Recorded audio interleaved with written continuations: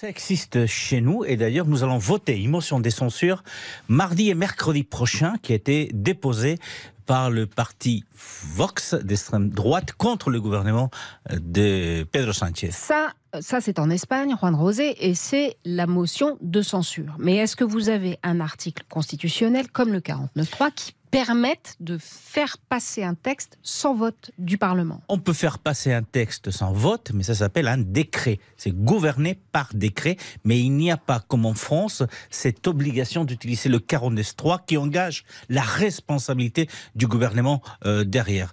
Vous gouvernez par décret, mais votre responsabilité n'est pas engagée. Il n'y a que la motion de censure qui peut vous faire tomber. Alors, comment ça s'appelle chez vous, Paolo Levi, la motion chez de nous, défense, c'est la motion de défiance. Constructive, parce que vous êtes constructif. Il y en a deux. Il y a deux articles. L'une prévoit la motion de défiance simple où un dixième du Parlement doit présenter. Voilà. Comme en France. Une requête d'un vote de confiance pour le gouvernement. Et après, il y a un autre article qui prévoit la motion de défiance constructive qui, elle, est, comme son nom l'indique, plus constructive. Parce que d'un côté, on demande de voter contre le gouvernement. Mais cela n'est pas possible si on ne propose pas au même temps une alternative oui, c'est-à-dire dans vous l'exécutif. faites tomber le gouvernement. Mais on doit proposer quelque chose à côté. Oui, vous devez proposer une coalition alternative avec le nom du Premier ministre alternatif, c'est ça? C'est très italien. Exact. Il faut, oui. Parce que sinon, c'est trop facile. Donc, ça donne du poids à l'opposition et ça donne aussi du poids au Premier ministre qui en a moins en France, évidemment. John Henley, écoutez, en Angleterre, en Grande-Bretagne. Motion de confiance donc, qui est déposée normalement par le gouvernement, motion de défiance qui est déposée normalement par l'opposition. Ça, c'est normal.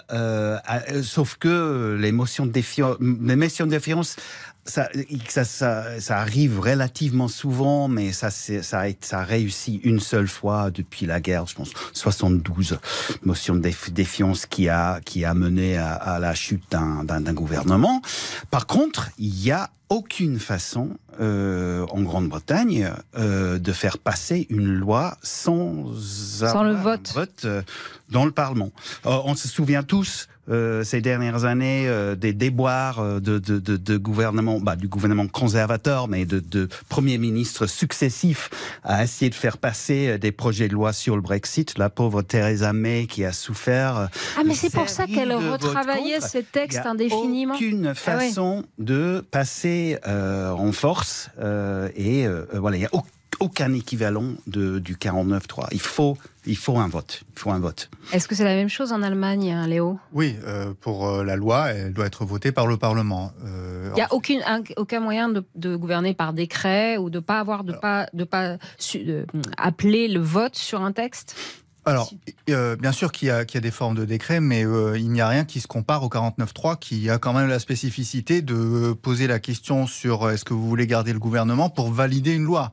Donc, c'est une question qui est posée complètement à côté du sujet, hors sujet. Et la Constitution le prévoit comme ça, c'est quand même un peu bizarre. Sinon, en Allemagne, on a, comme en Italie, la motion de censure constructive. Et c'est extrêmement rare, c'est arrivé 2 fois depuis que la République fédérale d'Allemagne existe, donc depuis 1948. Une fois, elle a échoué, en 72, et une fois, un chancelier est arrivé à s'emparer du pouvoir comme ça au Bundestag, en 1982. C'était Helmut Kohl. Il est resté 16 ans ensuite.